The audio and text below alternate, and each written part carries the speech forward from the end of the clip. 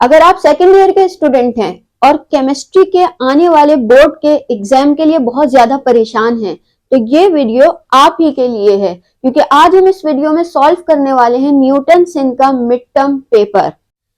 तो यहाँ पर सबसे पहले मैं आपको बताती चलूं कि ये पेपर कितना इंपॉर्टेंट है। न्यूटन-सिन का मिड टर्म पेपर हो या कॉम्प्रिहेंसिव पेपर हो, इसी तरह प्रैक्टिकल सेंटर का कॉम्प्रिहेंसिव पेपर, ये वो पेपर है जो कि बोर्ड के एग्जाम में 50 to 75 और कभी कभी तो 80 to 90% भी लगते हैं।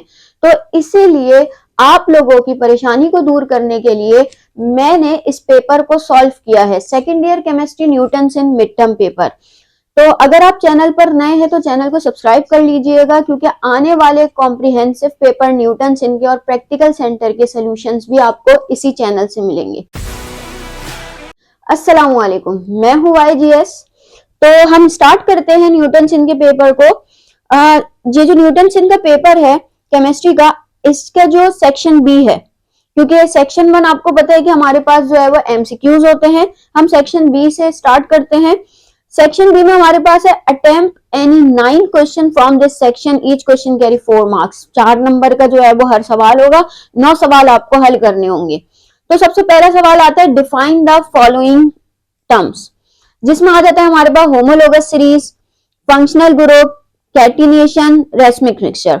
अच्छा, यहाँ पर बताते चलो, ये हमारे पास सब्जेक्टिव क्वेश्चन है, ये डेफिनेशंस हैं, आपको जो है वो मिल जाएंगी आराम से, डिफरेंट चैप्टर्स में जो है वो ये मिल जाएंगी ऑर्गेनिक केमिस्ट्री से रिलेटेड। अच्छा, मेन क्वेश्चन हमारे पास आता है डिफाइन आइसोमेरिज्म। आइसोमेरिज्म का थोड़ा सा समझा दूं मैं, क्या आइसोमेरिज्म कहते हैं वो तमाम कंपाउंड्स ऑर्गेनिक केमिस्ट्री में जिनका मॉलिक्यूलर फॉर्मूला तो सेम हो लेकिन स्ट्रक्चरल फॉर्मूला डिफरेंट हो। मॉलिक्यूलर फॉर्मूला सेम है, यानी जितने उसके पास कार्बन है उतने ही हाइड्रोजन है, लेकिन कार्बन और हाइड्रोजन एक दूसरे के साथ डिफरेंट तरीके से अटैच हो, स्ट्रक्चरल फॉर्मूला डिफरेंट हो, उसमें कोई डिफरेंट फंक्शनल ग्रुप भी हो सकता है।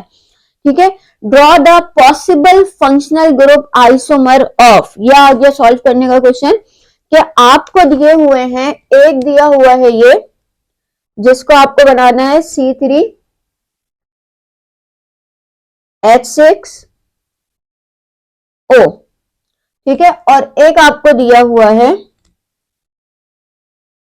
C2H4O2। ठीक है भाई, draw the possible functional group isomerism. Functional group क्या होता है, यानी कि जिनका मॉलिक्यूलर फॉर्मूला सेम हो लेकिन उसमें मौजूद फंक्शनल ग्रुप जो है वो डिफरेंट हो। मैं इन दोनों के जो है वो पॉसिबल, हमारे पास दो दो ही बनते हैं, वो बनाती हूँ, फिर आप देखिएगा किस तरीके से जो है ये हुआ क्वेश्चन जो है वो सॉल्व हुआ है। चलिए सबसे पहले हम इसको करते हैं, C3H6O, 3 कार्बन, 6 हाइड्रोजन और 1 ऑक्सीजन। अब यहां पर बेसिकली हमारे पास क्या है, CH3COCH3, this is called propanone.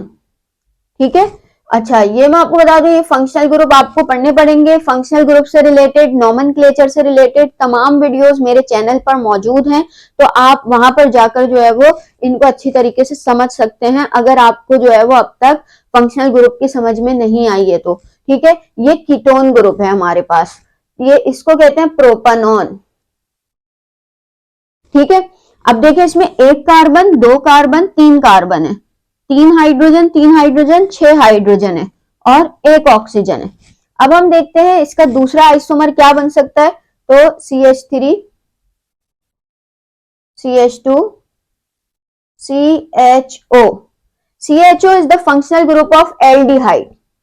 Aldehyde का फंक्शनल ग्रुप है ये, जिसको अगर हम इस कंपाउंड को पढ़े तो 3 है एल्डिहाइड के, तो ये प्रोपानल हो जाएगा, प्रोपानल। ठीक है, तो ये बेसिकली हमारे पास एक कंपाउंड है जिसका मॉलिक्यूलर, इन दोनों का मॉलिक्यूलर फॉर्मूला सेम है बट दोनों का फंक्शनल ग्रुप अलग है। ये कीटोन ग्रुप है और ये हमारे पास एल्डिहाइड ग्रुप है। चलिए अब दूसरे को देख लेते हैं, ये है C2H4O2। अब इसके हमारे पास जो है वो कितने फंक्शनल ग्रुप आइसोमर बन सकते हैं, तो भाई सबसे पहला हमारे पास हो जाएगा CH3COOH and this is called acetic acid. अगर इसमें फंक्शनल ग्रुप की बात करें तो इसमें जो हमारे पास फंक्शनल ग्रुप है वो है COOH, यानी कि ये वाला फंक्शनल ग्रुप।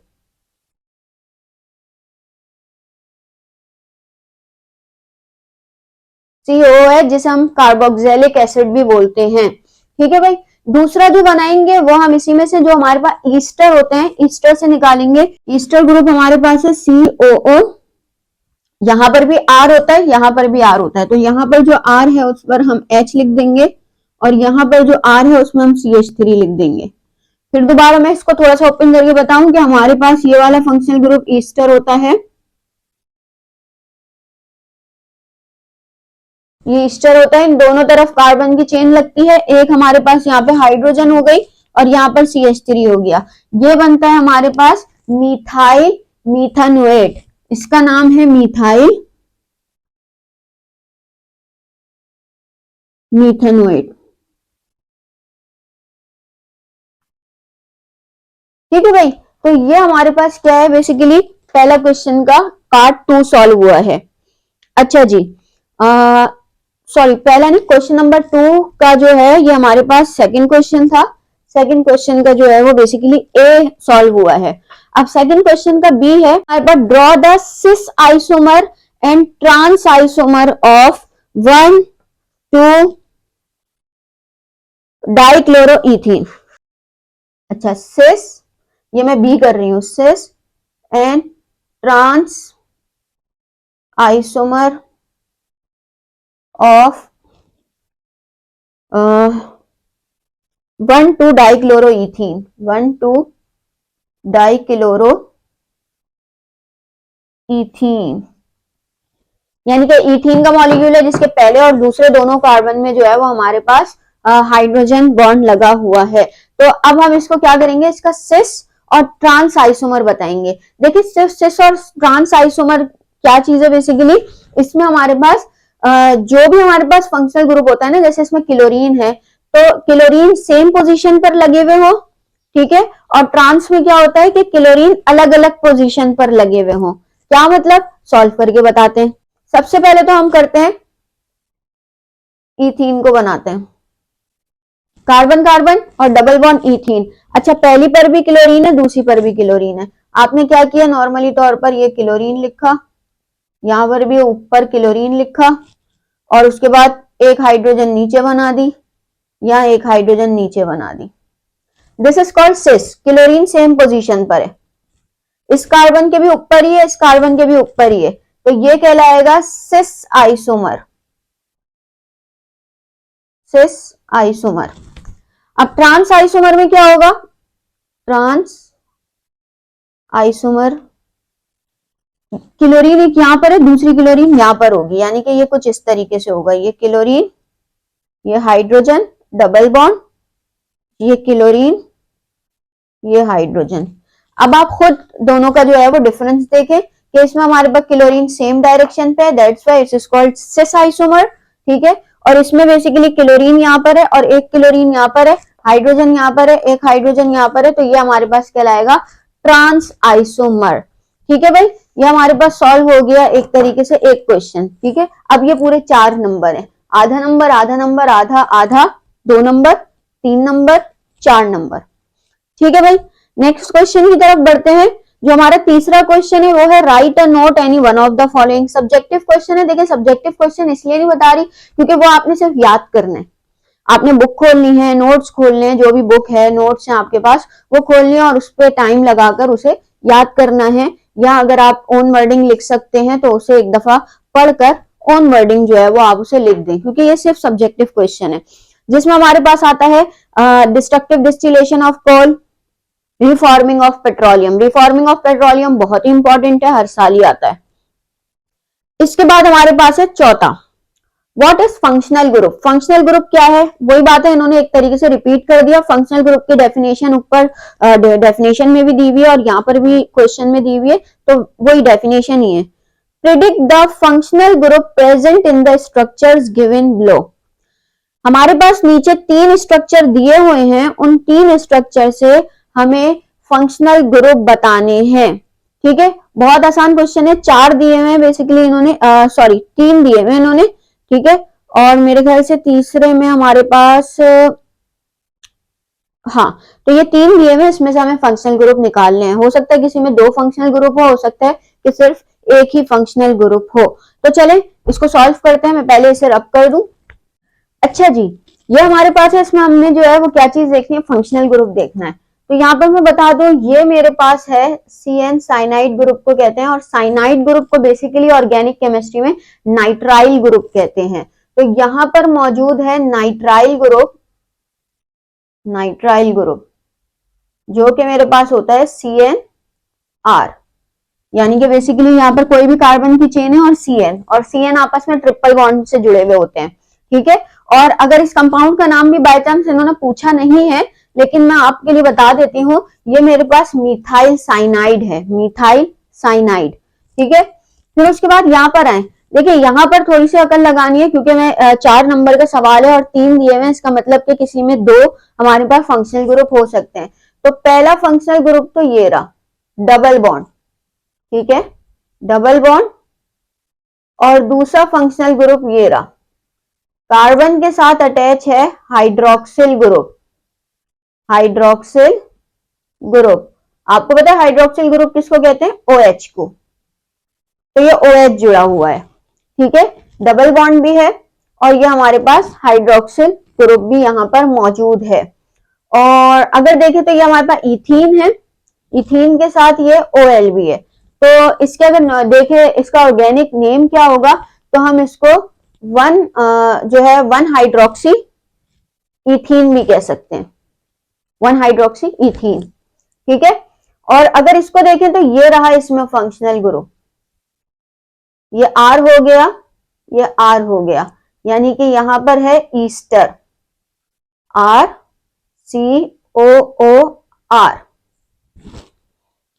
और अगर देखा जाए तो ये हमारे पास क्या हो गया, इथाइल इथेनोएट, इथाइल इथेनोएट। ठीक है, ये हमारे पास ईस्टर ग्रुप हो गया। तो इस तरीके से हम इसको सॉल्व कर लेंगे, ये भी आसान सा था। ठीक है भाई, तो ये तो हो गया हमारा चौथा क्वेश्चन सॉल्व। पांचवें क्वेश्चन की तरफ बढ़ते हैं। The structure of 3 organic compound A, B and C are show below. ठीक है, नीचे इन्होंने ये 3 स्ट्रक्चर बनाए हुए हैं।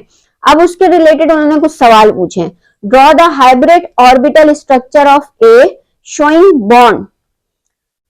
ठीक है, write equation for the preparation of B from ethanol and write the equation for the reaction of C with ozone। अच्छा जी, पहले तो मैं आपको बता दूं कि यहाँ पर मैं पहले स्ट्रक्चर जो है वो स्ट्रक्चर मैं नहीं बना रही, स्ट्रक्चर क्योंकि क्वेश्चन में दिए हुए हैं, या ऐसा करें मैं क्वेश्चन बना देती हूँ, पहले मैं इसको रब कर देती हूँ।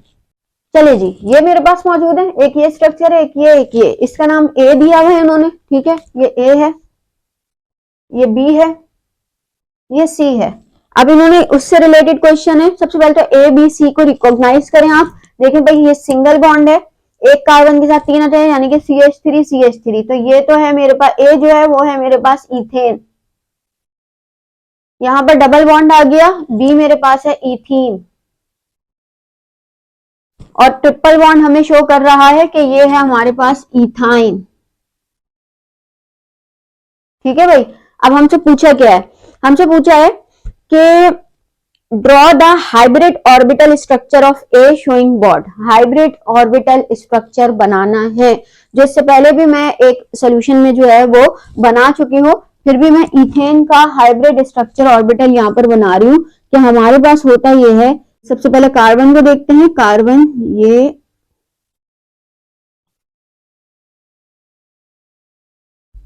सबसे पहले कार्बन कार्बन को जोड़ देते हैं। ठीक है, कार्बन कार्बन आपस में जुड़ गए। अब एक कार्बन 3 हाइड्रोजन के साथ जुड़ी हुई है, तो ये बहुत सिंपल बनेगा इसका, 1 2 3,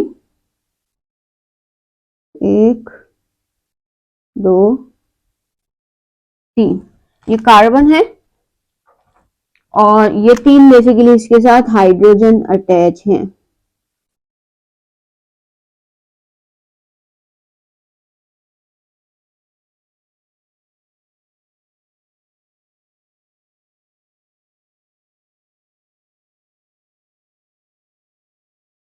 ठीक है, और ये सभी हमारे पास सिग्मा बॉन्ड होते हैं, ये भी सिग्मा बॉन्ड है क्योंकि आपको पता है डबल और ट्रिपल बॉन्ड ही हमारे पास जो है वो पाई बॉन्ड होता है, बाकी सब ये सिग्मा बॉन्ड है।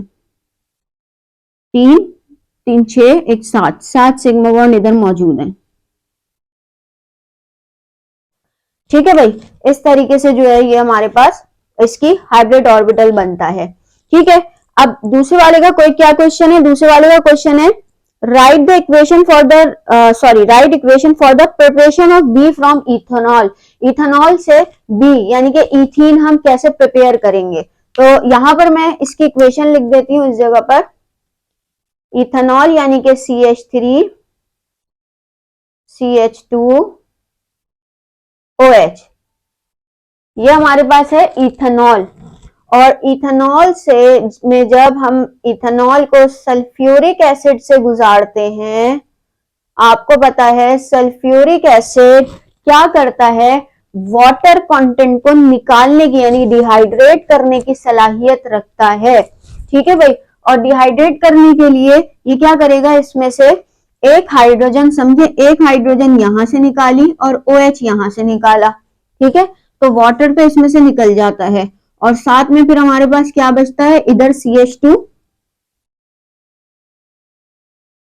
और इधर भी CH2। अब देखा जाए तो यहां से एक हाइड्रोजन गई और यहां से एक OH ग्रुप गया, दोनों कार्बन की एक एक वैलेंसी खाली हो गई, तो ये दोनों क्या करेंगे, डबल बॉन्ड बना लेंगे, ये बन गया इथीन और साथ में वाटर भी रिलीज हो गया। ठीक है, ये आगे लिखी जाती है, मेरे पास जगह नहीं है तो मैंने यहाँ नीचे लिखा है। सही है, इतनी बात समझ में आई। अब क्या है तीसरा क्वेश्चन हमारे पास, write the equation for the reaction of C with ozone. Ozone के साथ आपने रिएक्शन बताना है, किसका बताना है, आपने बताना है इसका, इथीन का। चले भाई करके देख लेते हैं। हमारे पास है CH 1 2 3 triple bond CH, ozone होती है O3। ठीक है भाई, अब होता कुछ यूं है कि सबसे पहले तो एक इंटरमीडिएट सब्सटेंस बनता है और वो क्या होता है, वो होती है हमारे पास इस तरीके से एक सब्सटेंस बनता है,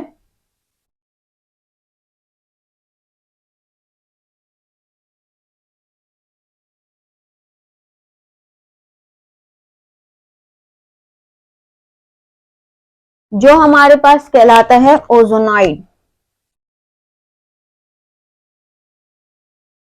सही है भाई, क्या हुआ है बेसिकली, ऑक्सीजन अटैच हो गई इसके साथ। किस तरीके से, एक ऑक्सीजन दो बॉन्ड बना सकती है, एक इसके साथ एक इसके साथ। अच्छा, नॉर्मली तौर पे ना इस तरीके से ऑक्सीजन जुड़ी हुई होती है ओजोन में, इस तरीके से। बस होता कुछ यूं है कि इन दोनों की बॉन्डिंग टूट के यहाँ पहले कार्बन आ जाते हैं। ठीक है, और कार्बन का जो हमारे पास ट्रिपल बॉन्ड है वो टूटता है। ठीक है, और ट्रिपल बॉन्ड टूटने के बाद जो है वो हमारे पास हर कार्बन इस तरीके से अलग अलग ऑक्सीजन के साथ अटैच हो जाता है। अब ये होती है ओजोनाइड, हमारे पास होती है एक इंटरमीडिएट अनस्टेबल सब्सटेंस और ये स्टेबिलिटी की तरफ मूव करते हैं। और उसके लिए क्या होता है बेसिकली, ये इसमें आता है वाटर ऐड होता है और वाटर ऐड होने के बाद एक न्यू हमारे पास जो है वो केमिकल बनता है।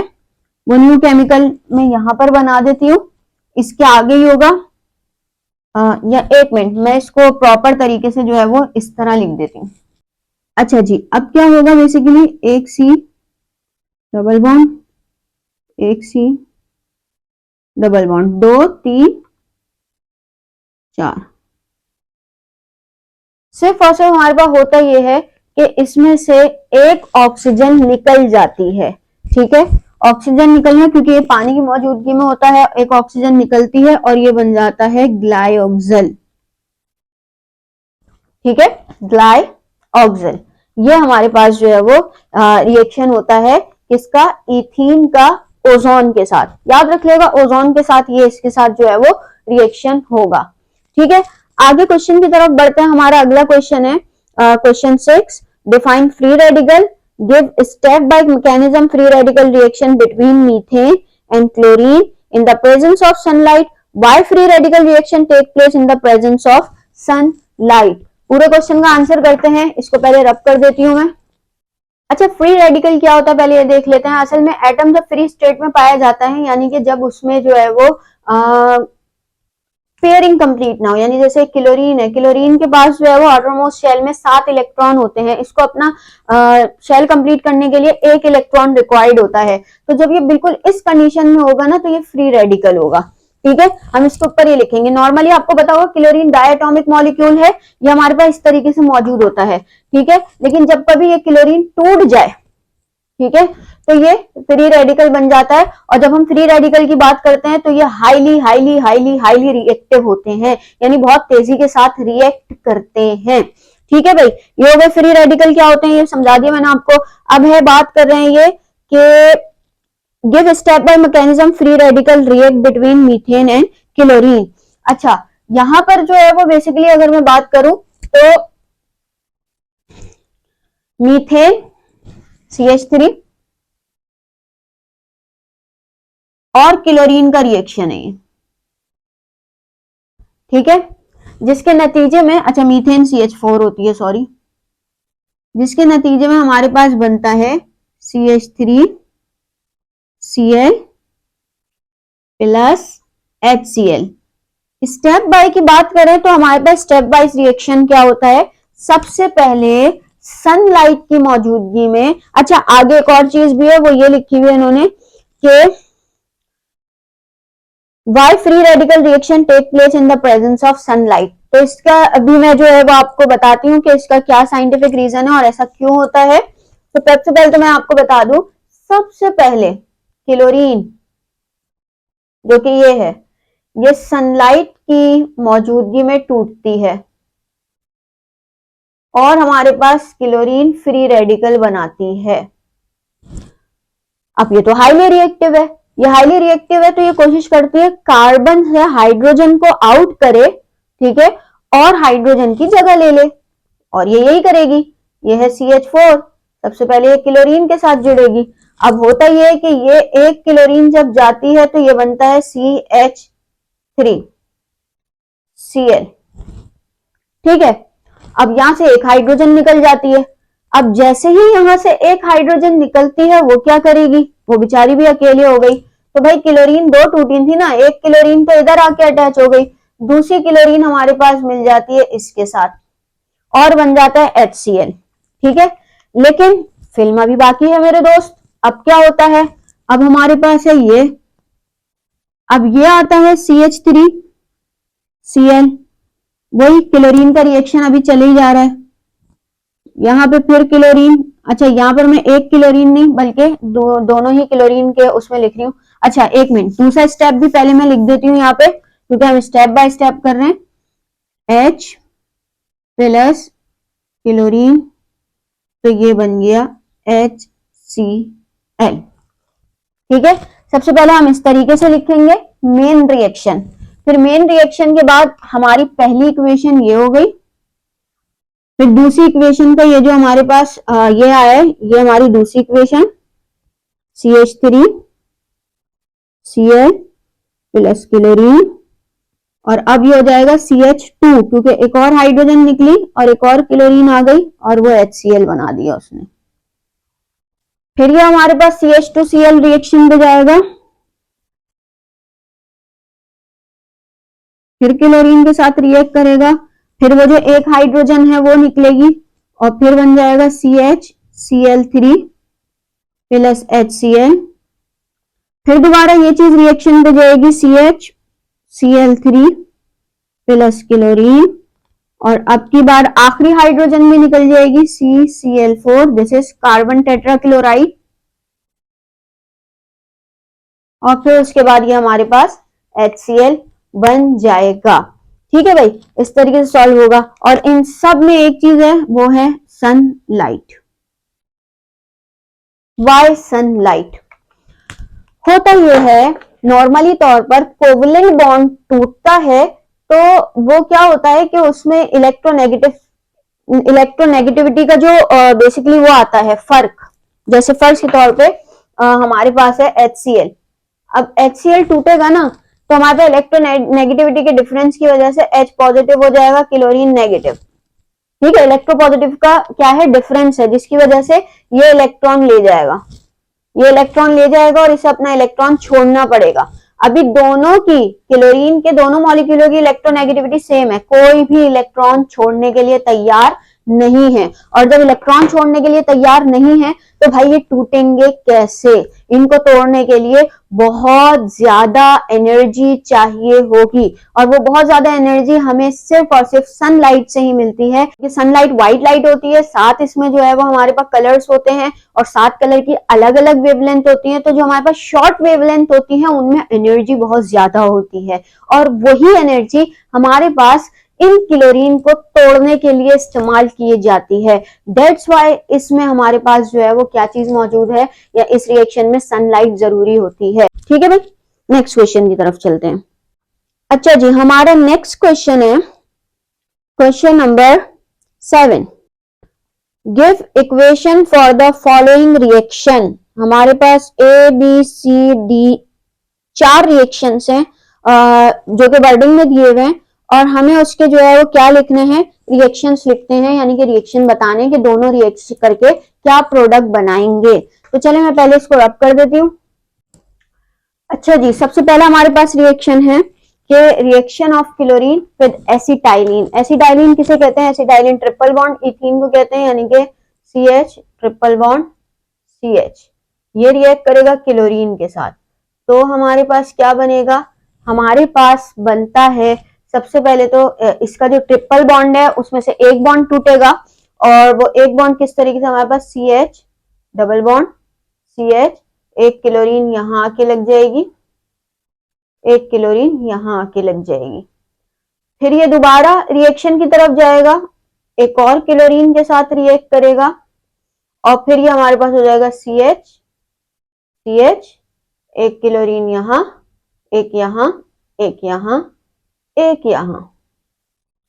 ठीक है भाई, इस तरीके से रिएक्शन होगा 2 स्टेप में। अगला हमारे पास है ethene react with chlorine water. सिर्फ क्लोरीन के साथ नहीं, अगर इथीन हमारे पास क्लोरीन के साथ रिएक्ट करती तो वही होता, क्लोरीन से डबल बॉन्ड टूटता, और यहाँ पर इथीन होता है, यानी CH2 और डबल बॉन्ड के साथ जो है वो इथीन जुड़ जाती, यानी डबल बॉन्ड टूट जाता और 2 हाइड्रोजन अटैच होती, 2 वो। लेकिन यहाँ पर है क्लोरीन वाटर, यानी वाटर भी मौजूद होगा। तो इथीन है CH2 डबल बॉन्ड CH2, या आ गया क्लोरीन वाटर H2O। अब होगा कुछ यूं कि सबसे पहले CH2 एक बॉन्ड CH2, वही है क्योंकि हमारे पास एडिशन रिएक्शन होते हैं सबसे ज्यादा किसमें, डबल और ट्रिपल बॉन्ड में, क्योंकि बॉन्ड टूटते हैं। एक तरफ क्लोरीन आके लगी एक, और एक तरफ आके लगेगा OH ग्रुप। अभी क्या बचा, इसकी एक क्लोरीन बची है और इसका एक हाइड्रोजन, क्योंकि OH लगा है तो 2 हाइड्रोजन थी, एक H O के साथ यहां पर लग गया, तो ये जो है वो बेसिकली हमारे पास HCl बना देंगे, ये दोनों आपस में मिल गए। ठीक है, तीसरा रिएक्शन देखते हैं हम, propane react with hydrogen iodide. ये भी आसान है, propene CH3CH double bond CH 2 3 4, ये हो गए हमारे पास प्रोटीन, और ये रिएक्ट करेगी हाइड्रोजन आयोडाइड के साथ, वही एडिशन रिएक्शन होगा हमारे पास। कि सबसे पहले हमारे पास क्या होगा, CH3, ठीक है, CH, हाइड्रोजन इसके पास कम है, आयोडीन इधर आके लगेगा, और अगली के पास CH3, ये चला जाएगा। ठीक है, तो इस तरीके से ये हमारे पास जो है वो आयोडोप्रोपेन बन जाएगा। अगला हमारे पास है ethene burn in air in presence of para acetic acid. ये इथीन है CH3 CH2 double bond CH2 in air in presence of acetic acid. Air का मतलब क्या हुआ, एयर का मतलब हुआ ऑक्सीजन, क्योंकि जो चीज हवा में जलाई जाती है उसमें ऑक्सीजन बिन बुलाए मेहमान की तरह जो है वो अटैच हो जाती है, ठीक है, उस रिएक्शन में। और ये है पर एसिटिक की मौजूदगी में।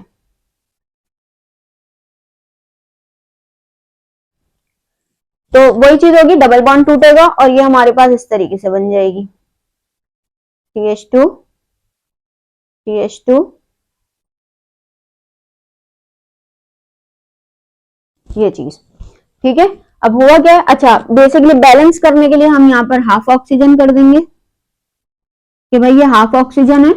ठीक है, 2 मॉलिक्यूल है, वरना फिर अगर आप हाफ नहीं लिखेंगे तो सब पूछेंगे भाई आपकी दूसरी ऑक्सीजन किधर गई, बैलेंस ही नहीं है, तो बैलेंस भी कर देंगे, बाकी सब तो हमारे पास बैलेंस ही चल रही है। तो अब बढ़ते हैं हम नेक्स्ट क्वेश्चन की तरफ। नेक्स्ट क्वेश्चन है हमारे पास question number 8, describe the natural sources of organic compound. Natural sources of organic compound ये याद करने का है, जिसमें आपके पास प्लांट और एनिमल, कोल और हमारे पास नेचुरल ऑयल, ये चीजें आ जाती हैं कि ये हमारे पास ऑर्गेनिक कंपाउंड की नेचुरल सोर्स होती हैं। फिर उसके बाद हमारे पास जो है वो नेक्स्ट क्वेश्चन आता है, differentiate between aliphatic and aromatic hydrocarbon. अच्छा जी, अगला हमारे पास क्या है, give chemical test to distinguish between the following. हमारे पास क्या है, केमिकल टेस्ट बताने हैं किनके, इथीन और इथाइन के। अगर ये दोनों चीज आपके पास रखी हुई हो आप कैसे पहचानेंगे, 1 ब्यूटाइन एंड 2 ब्यूटाइन, इस तरह paraffin and olefin, and the last is ethane and ethyl chloride.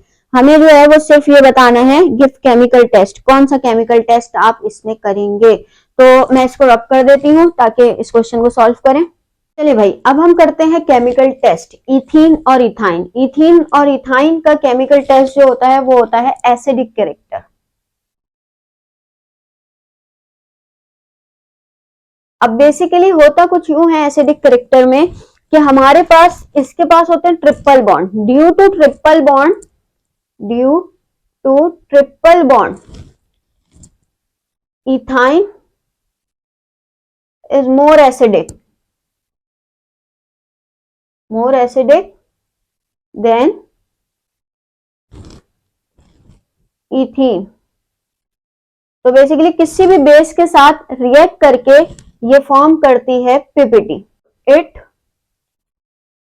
की बजाय इथाइन लिख दें, इथाइन हमारे पास पीपीटी फॉर्म करेगा, इथाइन फॉर्म पीपीटी। जब हम इसका रिएक्शन किसके साथ करेंगे, किसी भी बेस के साथ करते हैं, या हमारे पास जो है वो इसका एसिडिक टेस्ट करते हैं। अच्छा जी, अब हमारे पास है 1 ब्यूटाइन एंड 2 ब्यूटाइन।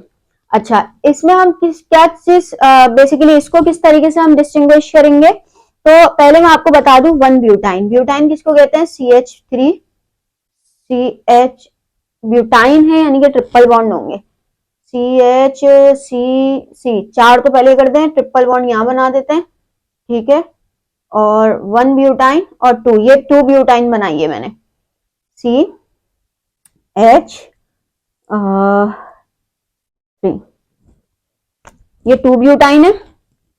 अब 1 ब्यूटाइन देख लें, CH3 C और ट्रिपल बॉन्ड।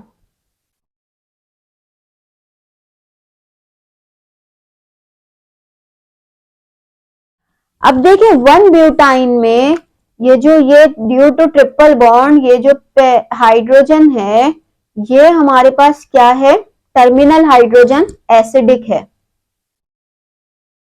ठीक है, जबकि यहां पर जो टर्मिनल हाइड्रोजन है दोनों तरफ ही अगर आप देख लें तो बीच में आ रहा है ना, 2 पर आ रहा है बॉन्ड, तो ये एसिडिक नहीं है। तो due to acidic nature of 1 butyne, जब ये टॉलेंस रिएजेंट के साथ रिएक्ट करेगी, टॉलेंस रिएजेंट के साथ, जो कि हमारे पास अम्यूनिकल कॉपर क्लोराइड होता है। क्या होता है टॉलेंस रिएजेंट हमारे पास, अम्यूनिकल कॉपर क्लोराइड टॉलेंस रिएजेंट। क्या होता है, ड्यू टू एसिडिक, फिर एक मैं आपको बता दूं आप ताकि उसको आराम से समझ लें कि in 1 butyne there is a acidic terminal hydrogen. ठीक है, and this acidic terminal hydrogen of 1 butyne react with Tollens reagent and form red PPT. Red PPT form करती है टॉलेंस रिएजेंट के साथ मिलके। जबकि in two butyne there is no terminal acidic hydrogen, so there is no reaction occur, कोई reaction नहीं होता, कोई रेड पीपीटी नहीं बनती। ठीक है। पैराफिन और ओलेफिन, पैराफिन ओलेफिन एक तरीके से हमारे पास दूसरा नाम है किस चीज का, सिंगल बॉन्ड यानी एक अल्केन का, और ओलेफिन डबल या ट्रिपल बॉन्ड को कहते हैं यानी कि हमारे पास अल्कीन या अल्काइन। तो इसके लिए सबसे अच्छा होता है bromine test, bromine water test. अब इसमें क्या होता है ब्रोमीन वाटर टेस्ट में, ब्रोमीन वाटर टेस्ट में ये होता है कि जब कोई भी डबल या ट्रिपल बॉन्ड ब्रोमीन वाटर के साथ रिएक्ट करता है तो उनके डबल और ट्रिपल बॉन्ड टूटते हैं और ब्रोमीन ऐड हो जाती है उनके स्ट्रक्चर में। जिस तरह प्रीवियसली होता है कि हमारे पास क्या हुआ, ये डबल था, ब्रोमीन इसके अंदर अटैच हो गई और इसका डबल बॉन्ड टूट गया, और ये होते ही ब्रोमीन का जो ऑरेंज कलर है वो गायब हो जाता है, और वो क्या हो जाती है हमारे पास, उसका ऑरेंज कलर गायब हो जाता है और वो दोबारा ट्रांसपेरेंट हो जाती है। ठीक है, जिससे हमें पता चल जाता है कि भाई ये हमारे पास डबल या ट्रिपल बॉन्ड के मॉलिक्यूल थे, और डबल ट्रिपल बॉन्ड को हम एसिडिक कैरेक्टर से देख लेंगे। इसके अलावा अल्केन, वो तो हमारे पास एडिशन रिएक्शन देता ही नहीं है क्योंकि उसके पास तो है ही सिर्फ सिंगल बॉन्ड, तो वो कोई रिएक्शन नहीं देगा ब्रोमीन वाटर के साथ। ठीक है भाई, तो ये हमारे पास है। चौथा हमारे पास आ जाता है इथेन एंड इथाइल क्लोराइड। होता क्या है, इसके लिए हम यूज करते हैं एक टेस्ट जो कि हमारे पास होता है AgX, यानी कि हमारे पास कोई भी जो है वो उसमें आ सकता है। सिल्वर नाइट्रेट भी कहते हैं हम इसे, अल्कोहलिक सिल्वर नाइट्रेट की मौजूदगी में हम ये रिएक्शन करते हैं, ये टेस्ट करते हैं। अगर हमारे पास इथेन है और उसका जब हम रिएक्शन किसी भी इसके साथ कराएंगे तो कुछ भी रिएक्शन नहीं होगा। ठीक है, लेकिन अगर यही रिएक्शन हम CH3Cl के साथ कराएंगे AgX का, तो नॉर्मली तौर पर क्या होता है कि यहां से क्लोरीन निकलती है और निकलने के CH2 हो गई, और क्लोरीन निकलने के बाद जाहिर सी बात है इस X के साथ जुड़ जाएगी यानी 2 क्लोरीन हो जाएंगी, और हमारे पास जो है वो सिल्वर इसके साथ जुड़ जाता है जो कि हमारे पास पीपीटी फॉर्म करता है। ठीक है, तो यहां तक जो है वो ये हमारे पास डिस्टिंग्विश टेस्ट हो गए हैं। अब हम आगे बढ़ते हैं नेक्स्ट क्वेश्चन की तरफ।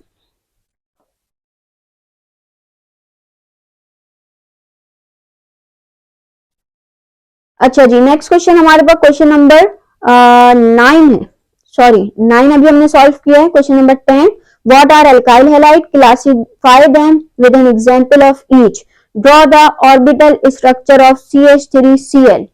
अच्छा जी, ये जो क्वेश्चन है हमारे पास कि व्हाट आर अल्काइल हैलाइड, याद करें अल्काइल हैलाइड क्या है कि जब हमारे पास हेलोजन में हमारे पास अल्केन में जब एक हाइड्रोजन निकलती है और कोई भी हेलोजन अटैच हो जाता है तो वो अल्काइल हैलाइड कहलाता है।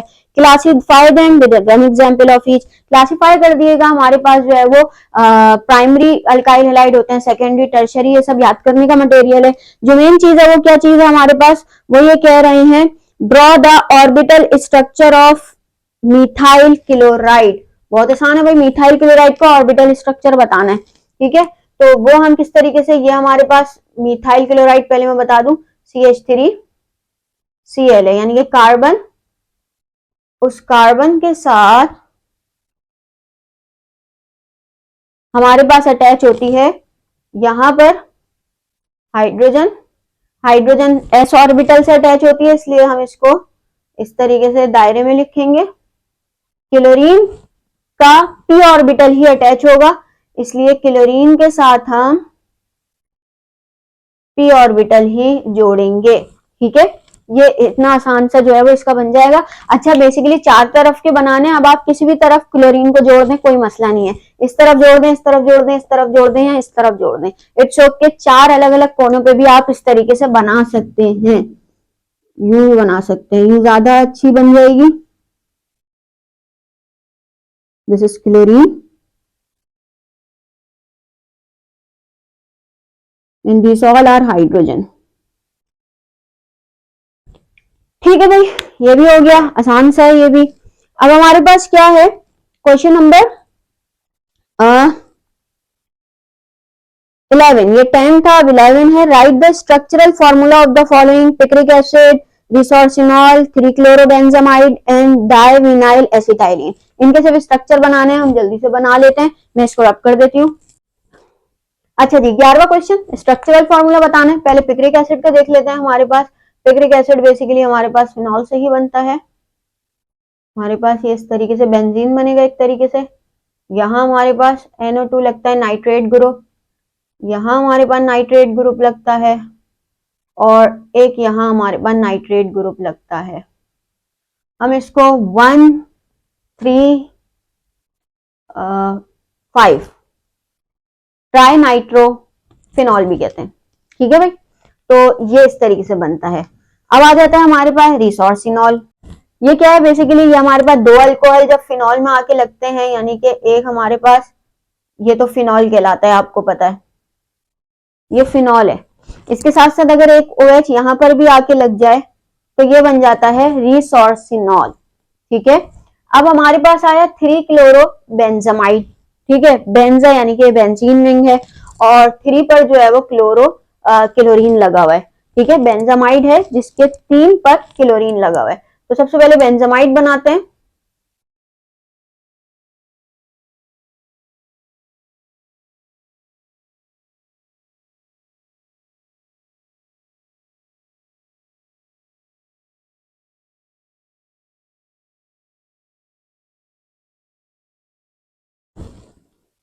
ये बेंजामाइड है और 1 2 3 पर क्लोरीन आके लग गया, 3 क्लोरो बेंजामाइड। अब है डाइविनाइल एसिटाइलिन। एसिटाइलिन किसे कहते हैं भाई, हमारे पास होता है ट्रिपल बॉन्ड। ट्रिपल बॉन्ड के बाद जब हमारे पास इस तरफ भी CH2 लग जाए और इस तरफ भी CH और CH2, क्योंकि इसको हम विनाइल कह देते हैं। ठीक है, एक विनाइल ये रहा, एक विनाइल ये, डाइविनाइल हमारे पास एसिटाइलिन। ठीक है, ये हमारे पास इसका फॉर्मूला आ गया। नेक्स्ट हम देखते हैं अपना इसी का यानी क्वेश्चन नंबर 11 का ही बी है, identify the give hydrocarbons as saturated and unsaturated. ठीक है, इन्होंने हमें बोला है कि आप आइडेंटिफाई करें कि ये सैचुरेटेड है या अनसैचुरेटेड है। तो एक हमारे पास दिया हुआ है इन्होंने C8 H18 C20 H42 C7 H12 C3 H6। देखिए, सबसे पहले तो मैं आपको बता दूं सैचुरेटेड किसे कहते हैं, जिसमें हर कार्बन के साथ हाइड्रोजन अटैच हो, यानी कि अल्केन। अल्केन सैचुरेटेड होता है और अल्कीन और अल्काइन अनसैचुरेटेड। अब इस तरीके का अगर सवाल आ जाए ना, आपसे ये नहीं पूछा ये अल्कीन है अल्काइन है क्या है, सिर्फ ये पूछा ये सैचुरेटेड अनसैचुरेटेड, तो हमें सिर्फ इतना पता चल जाए ये अल्केन है या अल्काइन। एक तो इसका ये क्या फॉर्मूला, CnH2n+2, यह अल्केन का फॉर्मूला है। ठीक है, Cn 8 है। ठीक है, 2n का मतलब उसका डबल, डबल में +2 कर दें। इस फॉर्मूले में 8 लिखें, 2 × 8 + 2। ठीक है, 8 2 8 16 17 18, हाइड्रोजन 18 होनी चाहिए और ये वो। बगैर अगर आपको हिसाब किताब करने में देर हो रही है, आप सिर्फ जितने कार्बन हो उसका डबल हाइड्रोजन में 2 प्लस कर दें। जैसे यहां पर 8 है, 8 का डबल 16, 16 में 2 प्लस किया 18, तो ये तो है हमारे पास सैचुरेटेड। अब ये है 20, 20 का डबल 40, 40 में 2 प्लस करें 42, ये भी सैचुरेटेड है। ये है 7, 7 का डबल 14, 14 + 2 16, यानी हाइड्रोजन 16 होनी चाहिए लेकिन यहाँ कम है हाइड्रोजन, तो ये अनसैचुरेटेड हो जाएगा, यानी कि इसमें डबल या ट्रिपल बॉन्ड मौजूद होगा, ये अनसैचुरेटेड है। C3H8, कार्बन कितने, 3, 3 का डबल 6, 6 में 2 प्लस करो 7 8, यानी 8 हाइड्रोजन होंगी तो सैचुरेटेड है, लेकिन 8 नहीं है 6 है यानी उसकी डबल है, तो ये हो गया बेसिकली अनसैचुरेटेड। ठीक है, और उसमें मैं बता दूं कि ये अकॉर्डिंग टू फॉर्मूला, जो अल्कीन का फॉर्मूला है उस हिसाब से अगर सिर्फ डबल होगा तो हमारे पास क्या है कि ये अल्कीन होता है, डबल होती है अगर डबल है, लेकिन डबल से 2 ज्यादा अल्केन, डबल से 2 कम अल्काइन ट्रिपल बॉन्ड, और डबल तो हमारे पास अल्कीन डबल बॉन्ड। ठीक है, डबल बॉन्ड डबल ही होगी, हाइड्रोजन भी डबल होगी। ठीक है, तो ये तो हो गया हमारे पास एक जुगाड़ू तरीका जिसे हम कहते हैं। चलो भाई अगले क्वेश्चन की तरफ बढ़ते हैं। अच्छा, ये हमारे पास क्वेश्चन नंबर 12 है। How is primary amine converted into secondary and tertiary amine, give the equation. एक प्राइमरी अमाइन को हम सेकेंडरी और टर्शरी में कैसे तब्दील करेंगे, इक्वेशन के जरिए बता दें आप। ठीक है भाई, बता देते हैं, इसको रब कर देती हूँ। अच्छा, सबसे पहले तो हम देख लेते हैं प्राइमरी अमाइन क्या होता है, सेकेंडरी अमाइन क्या होता है, टर्शरी अमाइन क्या होता है। देखिए नॉर्मली तौर पर आर और NH2 ये हमारे पास अमाइन ग्रुप कहलाते हैं और इसी को ही हम प्राइमरी अमाइन भी कहते हैं कि अमाइनो ग्रुप के साथ एक कार्बन चेन मौजूद हो एक तरफ। ठीक है, फिर उसके बाद अगर हमारे पास एक हाइड्रोजन निकल जाए और अमाइन ग्रुप के दोनों तरफ ही कार्बन चेन आ जाए तो ये सेकेंडरी कहलाती है। और अगर हमारे पास आखिरी हाइड्रोजन भी निकल जाए और इसके तीसरी तरफ भी कार्बन चेन आ जाए तो ये हमारे पास टर्शरी अमाइन कहलाता है। ठीक है, this is primary, secondary and tertiary. अब मुझे क्या करना है, इक्वेशन लिखनी है प्राइमरी को सेकेंडरी में तब्दील करने के लिए और सेकेंडरी को टर्शरी में। ठीक है भाई, अब प्राइमरी है ये, यानी कि समझे CH3 मिथाइल अमाइन है। जब इसका रिएक्शन हम अल्काइल हैलाइड के साथ करा दें, मैंने क्या बोला, एक हाइड्रोजन निकलेगी और कार्बन ऐड हो जाएगी। तो ये वाली कार्बन अगर यहाँ अटैच हो जाए, यानी कि ये हो जाए CH3 NH, एक हाइड्रोजन निकलेगी CH3, और वो जो हाइड्रोजन निकलेगी वो किसके पास जाएगी, ऑब्वियसली आयोडीन के पास। तो ये बन जाएगा हाइड्रोजन आयोडाइड। ये इसके आगे ही लिखेंगे, जगह नहीं है इसलिए नीचे लिख रही हूं। अब हमारे पास ये है सेकेंडरी अमाइन। अब यही secondary amine CH3 NH CH3 फिर दोबारा किसके साथ मिलेगा, CH3 आयोडाइड के साथ। फिर दोबारा वही रिएक्शन होगा, हमारे पास एक आखिरी हाइड्रोजन निकलेगी और ये मिथाइल ग्रुप यहाँ अटैच हो जाएगा। ठीक है, क्योंकि यहाँ पर भी यही चीज हुई है कि ये मिथाइल ग्रुप यहाँ पर अटैच हुआ है और इसकी एक हाइड्रोजन जो है वो इसके साथ गई है। सेम वही चीज होगी, मिथाइल ग्रुप N के साथ अटैच होगा और ये हाइड्रोजन जो है वो आयोडीन के साथ जाएगी। ठीक है, तो ये हो जाएगा CH3 N CH3 CH3 and again hydrogen iodide release हो जाएगी। तो ये भी हमारे पास काफी इजी क्वेश्चन है। अच्छा जी, अब क्या कह रहे हैं, given account on the basicity of amine, ये वो याद करने का मटेरियल है। Write equation only for the following conversion, benzene to nitrobenzene, ethanol to ethyl chloride, ethyne to glycol and ethene to ethyl alcohol. यानी कि कन्वर्जन हमें बतानी है, इनकी इक्वेशंस लिखनी है। तो चले हम इसको रब करते हैं और इसको रब करने के बाद जो है वो अपनी इक्वेशन लिखते हैं। तो चलो भाई इस इक्वेशंस को कंप्लीट करते हैं। बेंजीन टू नाइट्रोबेंजीन, हमारे पास ये बेंजीन है, ये हमारे पास HNO3 के साथ जब रिएक्ट करती है, जो कि हमारे पास पूरा प्रोसेस है इलेक्ट्रोफिलिक रिएक्शन, जो कि लॉन्ग क्वेश्चन में आएगा, उसे हम सॉल्व करेंगे। ठीक है, अभी सिर्फ हमसे इक्वेशन मांगी है, कोई स्टेप वाइज मैकेनिज्म नहीं मांगा, तो हम डायरेक्टली इसको इसी तरह ही सॉल्व करेंगे।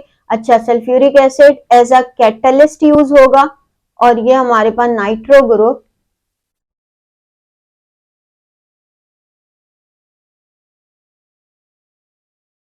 यहां लगेगा जो कि NO2 है। ठीक है, इसके अलावा जो हाइड्रोजन यहां से निकलेगी वो, और एक हाइड्रोजन ये और एक ऑक्सीजन, यानी दो हाइड्रोजन एक ऑक्सीजन वाटर बना देगी। फिर बता दूं, जब हमारे पास इस जगह पर कार्बन के साथ हाइड्रोजन अटैच है, ठीक है, तो वो हाइड्रोजन निकलेगी बाहर और एक हाइड्रोजन ये रही, दो हाइड्रोजन, और ये NO2 लगा है तो एक O अभी बाकी है, वो एक O इसके साथ लग के हमारे पास ये वाटर बना देगा।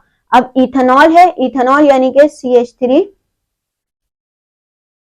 CH2OH से इथाइल क्लोराइड, और वो कैसे बनेगा, इथेनॉल HCl के साथ रिएक्ट करेगा जिंक की मौजूदगी में, या जिंक क्लोराइड की मौजूदगी में भी कह सकते हैं हम। ठीक है, और फिर उसके बाद ये बनेगा CH3 CH2Cl, इथाइल क्लोराइड बन गया, एक हाइड्रोजन बची, ये OH। ठीक है, अगेन हमारे पास हुआ क्या है कि ये वाटर फॉर्म हो जाएगा। ठीक है, यहाँ पर बन गया H2O। अब है इथाइन टू ग्लाइकोजल, अभी हमने जो है वो बनाया था ओजोन के साथ रिएक्ट करके, CH ट्रिपल बॉन्ड, ये इथाइन है, ओजोन के साथ रिएक्ट करता है। सबसे पहले तो हमारे पास ये इंटरमीडिएट ओजोनामाइड बनाता है, फिर उसके बाद ये फर्दर रिएक्शन करता है और हमारे पास ग्लाइक्सोमल बनाता है।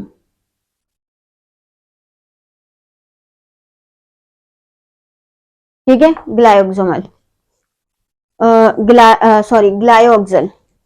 फिर उसके बाद हमारे पास इथीन टू इथाइल अल्कोहल, कि हमारे पास इथीन है, इथीन से इथाइल अल्कोहल बनाना है। अच्छा भाई, ये रहा इथीन,